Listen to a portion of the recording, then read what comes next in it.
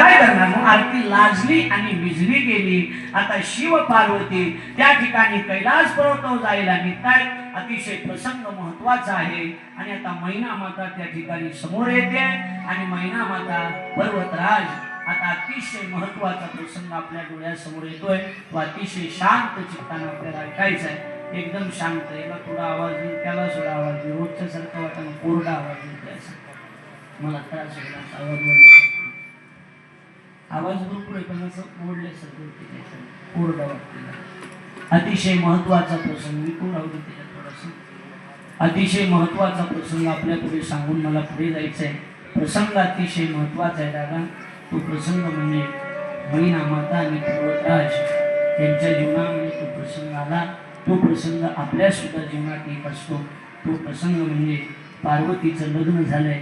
आता पार्वतीला मैना माता आणि पर्वतराज वाट लावण्याचं